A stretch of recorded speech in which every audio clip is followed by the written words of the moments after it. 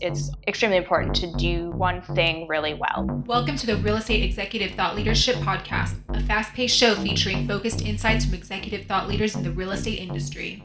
In episode 9, we speak with Nell Lanman. She's the head of marketing at SquareFoot, a New York-based commercial real estate listing and leasing marketplace specializing in office space with flexible lease structures.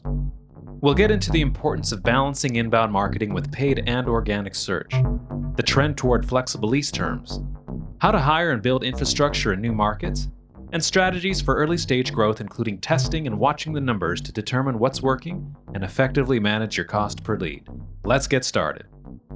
Hi, Nell. Welcome to the show. Hi, how are you? Excellent. Thank you. So let's talk about your professional background. Tell us about your experience in sales ops and business development. Sure. I actually started my career out in Los Angeles, and one of the main responsibilities I had there, in addition to running traditional marketing channels, was building out all of our sales ops infrastructure, so tooling and technology that essentially allows the business to run between Salesforce as our main CRM, as well as other technologies that integrated into Salesforce, and also building out a business development team from a hiring perspective, as well as scripting and process. The process included utilization of all of the tooling. And so from that experience, I actually transferred that into some of the things that I did in the beginning of working for SquareFoot, where I actually was managing all sales operations as well as the business development team. At SquareFoot, that has both of those, I guess you could say, are now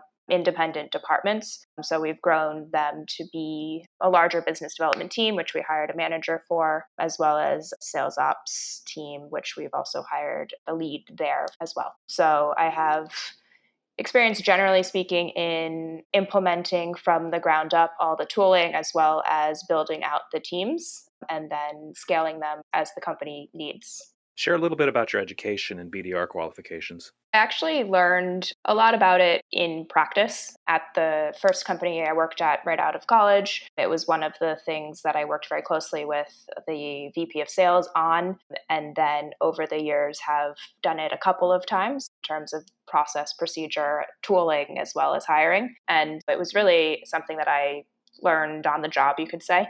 You can learn best practices and things like that in school, but it's always better to, from my perspective, it's always more useful when you can learn more quickly if you're actually executing on it in a real life scenario. So I've actually, through doing it at previous companies, was able to rinse and repeat what I have learned, both good and bad experiences. So learn from your mistakes as well as from your successes. And that's something that I was able to translate to SquareFoot when I first joined almost 3 years ago. What appeals to you about marketing, and is marketing an art or a science? Oh, good question. I think it's both, honestly. I think that it has probably in the traditional world, especially if you talk about digital marketing, where there are a lot of metrics that you're able to track and follow throughout the funnel, it definitely becomes more scientific. But there's an art to it, especially if you think about content and copywriting and the kind of overlap between the creative side of it as well as the experimental side. It really does become both. I think that the more digitally focused a company is, the more scientific it becomes. And you definitely need to understand what's working, what's not working from a metrics perspective, not to mention how all of the channels are working together. One of the things that is hot word for the past number of years and will continue to be is the idea of attribution. So the more digital channels you have running, the more they can cannibalize one another, and if they aren't running in tandem or as complementary efforts to one another, and being able to understand how all of the channels are working together and which channels should take credit for what, especially when you're putting paid dollars behind it, it becomes extremely important to really, really understand the numbers behind each of the channels you're running. So in that sense, it's much more scientific, but you definitely, to bring it back to the art, definitely need the creative mind to be able to build the ads themselves and copy that goes alongside them. Let's briefly touch on your professional direction. What does success look like for you in 5 years? I've always been in the startup space. I very much enjoy building companies and teams from the ground up. I think for myself, my role at SquareFoot is right in the wheelhouse of where I wanted to be when I joined, and my growth path here has continued within the expectations of what I want for myself in the future. Long-term goal, I would always find excitement and passion in the idea or the daily to-dos of building a company. Whether I want to start my own company or not, I don't know that, but I do want to continue to be in a role where I am a leader at a growing company and continuing to take on more and more leadership responsibilities over time and really have stronger and stronger influence on the direction and strategy for the company. What professional development tools and resources are you engaging with? A couple people who I communicate with as mentors. They all have slightly different backgrounds from one another, so I get different insights and different levels of experience or areas of experience at my disposal from speaking with them. And there are a number of organizations or communities that I have also been a part of. Obviously, those have changed a little bit since the current state of the world in terms of not being able to meet in person and things like that. But there are still a number of great resources that I work with within those communities over email, over Slack, and in conversations virtually today. So it's kind of a mixture of different communities that I'm a part of, as well as individual people that I look to for mentorship and advice. How do you decompress from daily business? I'm an athlete. I always have been. I grew up doing gymnastics pretty competitively. And while I don't do that anymore, I definitely still have that athletic bug in me. So I cycle, I run, I do yoga. I get some reading in here and there, but need to definitely do more of that. But from a decompression standpoint, I'm very much of the mindset that I need to get some energy out and get some physical activity into my daily schedule. Let's talk about your company. Please share with us what SquareFoot offers and who you serve. In other words, what are your core competencies and unique value proposition? SquareFoot, at a high level, is a brokerage, tech-enabled commercial brokerage firm. We are different than your traditional brokerage firms for a variety of different reasons. One of those reasons is the marketing efforts that we have in place at the top of the funnel. So your traditional brokerage firm is solely outbound. So the brokers themselves are sourcing deals and are responsible for bringing in any deal that they will work. For SquareFoot, we have a lead gen platform through both paid and organic advertising, everything from paid search, organic search, paid social efforts, display efforts. So all of your digital channels that you would see in a traditional B2B SaaS company, we have made work for a brokerage firm. In addition to that, we have a platform. So we have a platform which hosts listings for tenants to look at themselves without having to receive all of those listings from brokers, but we also have brokers in-house. There is a self-service portion of our process where you can browse listings and look at listings independent of speaking with a broker, but we also have brokers who will help you through the process all the way through to closing the deal, finishing the deal. Generally speaking, we help customers find office space, but we also have two products that make us even more different than your traditional firm, which one is Flex by SquareFoot, which basically allows for tenants to receive shorter lease terms, as well as, if they choose, fully built out and furnished spaces that you wouldn't traditionally be able to access for that period of time. So a traditional lease is about 3 to 5 years. Many tenants today really want flexibility in their lease terms. So they want shorter lease terms, but they still want quality of space or build out of a space that you would traditionally only get with longer lease terms. So with Flex by SquareFoot, we as a company are able to offer shorter lease terms and more customized spaces to our clients that a traditional firm would not be able to offer, since the landlord would not be willing to shorten lease terms. The kind of second biggest differentiator for us, in addition to Flex and the ability to generate leads, is a product that we have called Pivot Desk. Essentially, if you have too much space or you don't know how quickly your company is going to be growing, you can list your space on Pivot Desk. And Pivot Desk actually has a network of both hosts and guests. So a host is somebody who would be listing their space. So say SquareFoot had 20 extra desks in our office that we were anticipating filling in the next year, but wanted to basically not sit on that open space today and bring in some revenue from it. SquareFoot could host that space on Pivot Desk, and Pivot Desk also has a network of guests, which are people searching for space. Pivot Desk allows for anything from a single desk all the way up to, I actually don't know what the kind of largest space we have available today is, but say 20, 50 desks. And with Pivot Desk, you also have extremely flexible lease terms, considering you are dealing with the host and not necessarily with the landlord. It's an agreement between the host and the guest, and the two parties are able to determine what works best for both of them on both ends. Generally speaking, outside of lead gen, between Flex and Pivot Desk, our main goal is to essentially provide the tenant or the client with whatever it is they're looking for and not have them have to worry about things that you would traditionally have to worry about when it comes to the size of the space, the growth trajectory of your company, the lease terms. So we have obviously realized that this is becoming increasingly important over the last couple of months. But even before everything that has evolved over the last couple of months, even before that, it was something that we were seeing great demand from our clients. And they typically, as a company, we often work with growing companies, so startup companies that are continuing to grow. And I think we all know that it is not as straightforward as understanding today where your company will be in 2 years in terms of size and growth trajectory, and especially when you're committing to something as costly as a lease. Leases, your office space is the second most expensive thing to the people for a company. And with all these options in terms of flexibility, it allows for tenants to get exactly what they want and not have to sit on empty space or commit to a 5-year lease, etc. How are you building SquareFoot's offerings geographically?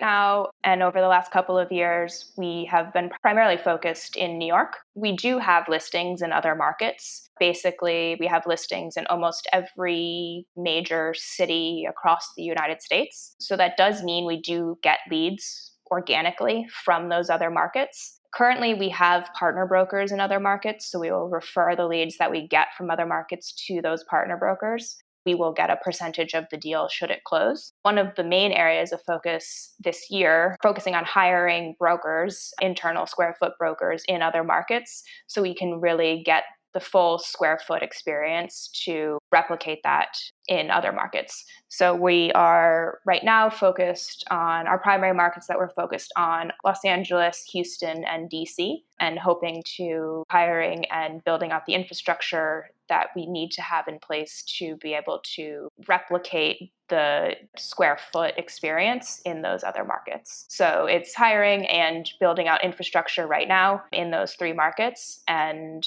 goal being to quote unquote go live, right, which means essentially putting paid marketing dollars behind efforts in 1 to 2 of those 3 markets in the next couple of months. Let's look at trends in the marketplace. What trends and challenges do you see in the CRE industry, and how are you adapting? The CRE industry is a relatively old, slow-moving industry. So it's been very interesting and fun to be a leader in the evolution of an industry like that. There are obviously players in the co-working spaces that we've seen over the last couple of years, but there's not that many people who look exactly like us. So we're really building something new. And with building something new and being one of the first to do that, you don't have anybody that you're essentially directly modeling yourself after. That's obviously a pro and a con, but we are learning as we go, especially recently brought on some really great talent and experience from the traditional world, will help us on the brokerage side of things to be more effective at closing deals and closing larger deals, but also understanding that we are a different type of brokerage and we do follow different processes, and getting people who have been doing something for so long in a certain way, it can be tricky to get them to adapt. I think we all see the value in adapting, but it takes time to train that. And then to bring it back to what's taken place in the world and in the country over the last couple of months, it's definitely been something that we've had to adapt to and evolve within. One of the things that we did very quickly right off the bat in March was to modify all of our messaging and really try to be leaders in how to best take care of your company, how to best take care of your employees, and now how to set yourself up for success as a company, set yourself up for success in getting people to safely and comfortably return to the office. So things like we've developed a COVID resource center, which provides a number of different articles and resources around questions that we've determined people are searching for, people are asking about, and trying to be a thought leader in that space as much as we can be. We're obviously not doctors, but we have expertise when it comes to renegotiating your leases or putting your space up to be a sublease. If your company has had to downsize, obviously we can help with Pivot Desk in terms of filling excess space. So really trying to be there for our clients and help them as much as we can, given the circumstances. And with regards to going back to the office, we actually technically opened our office early last week, but we spent a lot of time. We've actually put together an internal group of individuals to help us prepare for that return. So things like, what does the layout of your office need to look like? Anything as technical as how do you make sure that your HVAC system is working properly? And some of these things are things that many companies, not being in the commercial real estate space, don't know how to handle. And so trying to get that information out there through, we've developed a return to the office toolkit, provides a number of different resources for companies who are looking to do this safely and effectively, and trying to be a leader and a resource for individuals who are responsible for this part of their company's return. And we've seen a lot of engagement with that effort, generally speaking. We've had to adapt to and evolve with in a normal world, and then how we've, over the last couple of months, continued to evolve and adapt pretty quickly to the reality of the kind of world we're living in today. Could you briefly touch on a few strategies you recommend for early stage growth? You have to test, but you also have to be smart. And by being smart, I mean you have to look at the numbers, you have to look at metrics. I'm a very numerical, data-driven person, and I would actually say that SquareFoot as a company is as well. And the way we determine whether something works or not is primarily based off of numbers. One of the main focuses of our company, especially in the very beginning, how do we effectively, and by effectively I mean at the right cost, acquire leads to be able to build our pipeline. This is a very specific example, but while we know we can bring more leads in, at what cost does it not make sense financially for the company? And I give that example because I think you have to be very diligent about what you spend and what you're bringing in, not only from a lead acquisition perspective, but from a marketing perspective, from a hiring perspective. And that doesn't mean that you should be stingy or you shouldn't prioritize or hire roles or spend on channels that don't necessarily directly tie to ROI. Being cognizant of that and being very intentional with where you spend and the strategies you push forward with and continue with is extremely important, especially from the beginning. On that note, in the very early stages, it's also, in my opinion, extremely important to do one thing really well, and to make sure that that is something that works before you continue to expand. While everybody wants to do more, and while doing 100 things really well is obviously maybe in certain circumstances the ideal, I do think that very early on, and even still today, one of the things that SquareFoot does, and we make sure we continue to do really well, is acquiring leads at the top of the funnel and that qualification process through to getting it to a salesperson. So if you focus on too many things, you're less likely to be a leader in a given space in one particular area. So focusing on one particular effort and making yourself differentiated and stand out in that area while looking at the costs and the numbers tied to what you're doing are the two most important things from my perspective.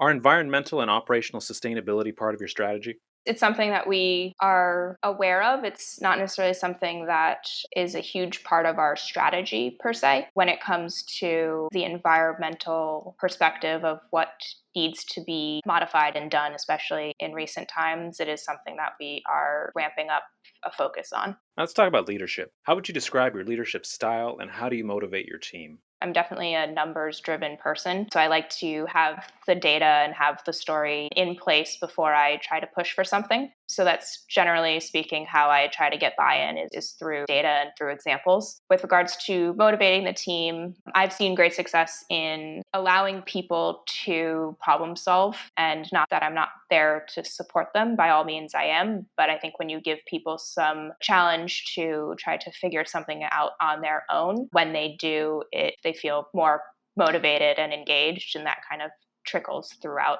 all different projects that they're working on. Do you have an in-house marketing team and do you also work with outside vendors?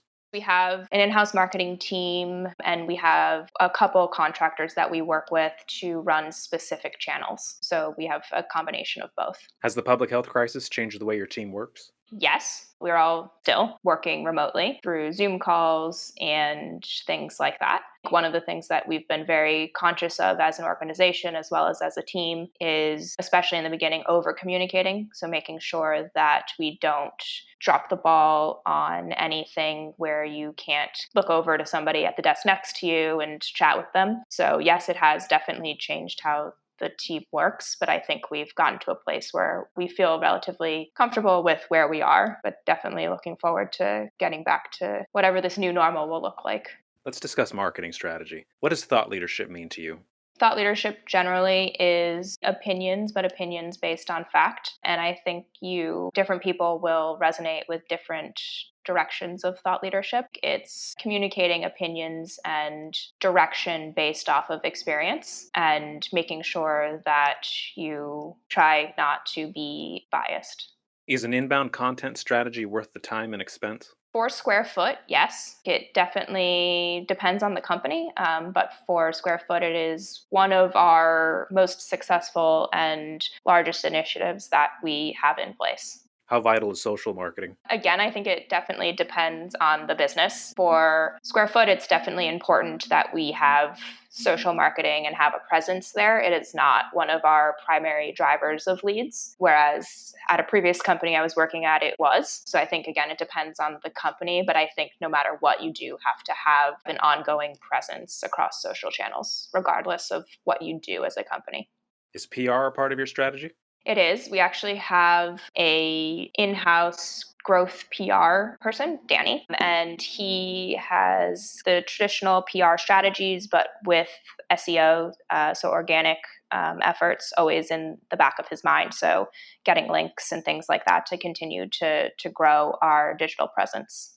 What channels are you finding yield the most leads and ROI? For us, our two primary channels are paid search as well as organic search. And paid search has dollars that's spent behind it, whereas organic search is more of the due diligence. It's not direct spend, but they both are, when we look at it at a blended basis, the combination of our paid efforts and our organic efforts with regards to search allow us to acquire the majority of our inbound leads at a cost that is effective for us. What is the most crucial element in positioning your brand? The most crucial element for us is coming across as approachable, but also differentiated. Unfortunately, the kind of taste people get in their mouths when it comes to brokerage or finding office space is not the best. It's a costly expense. Takes a lot of time, so on and so forth. And we try to make that more approachable. One of the goals of the SquareFoot platform is to allow for the user experience and that timely process to be more enjoyable. So people can do more on their own. They have more access to inventory themselves rather than from a broker. And I think communicating that, as well as for us now, especially over the last couple months and over the last couple years even, the idea of flexibility and the idea that it is in your control and what you need is out there and we can get that for you. Can you share a story about a successful marketing campaign? We actually have a campaign that we've been running for, this is very specific to the times, but over the last couple of weeks, we've been running a campaign around our return to work toolkit. The goal has been to convert people through content, and the content in this particular campaign is allowing people to understand A, how to get back into their office safely, but B, what their options are. Should they need to renegotiate their lease? Should they need to sublease their space? Should they have excess space, etc.? And really being able to then, as a company, we've worked very closely with our BDR team as well as obviously with our brokers to be able to speak to all of those options. When a lead comes in through that messaging, it gets handed off to our BDRs, who will obviously have to be able to speak to whatever the needs of the clients are. And then the brokers will obviously have to execute on resolving those needs. And so that's something that has, especially recently, has resonated extremely well. And we've seen an influx of leads come in through that approach. Where do you envision the SquareFoot brand going in the 2020s? I've spoken to a number of things that we are continuing to push forward with. I do believe that the general goal of SquareFoot is to be a new way of finding office space and making it, again, more enjoyable, making it a more seamless process, a more self-service process. Historically, there's been very little that the customer, the client can do on their own. And the more that we can empower the customer and provide them with flexible options, the better. And the better that process will be, and the happier kind of both ends will be, because they will be getting what they want, and it will be a process that is more supported by technology than it ever has been historically, which will make the process less painful. What is one closing insight you'd like to share for executives targeting growth? It is extremely important to stay on top of the data. You always want to know what is going on. And when you do too many things too quickly, it's very difficult to understand what's working, what's not working, etc. The other thing is to understand and be okay when something doesn't work. If something's not working, stop and try something else. It's okay that one particular thing doesn't work for a particular company or in a particular time. Experimenting, but understanding that the numbers do tell a pretty clear story is extremely important. Thank you for being our guest, Nell. This has been illuminating. Yeah, for sure. Thank you so much for having me. Thank you for listening. Please like and subscribe to get updates on our upcoming podcasts. Share the inspiration.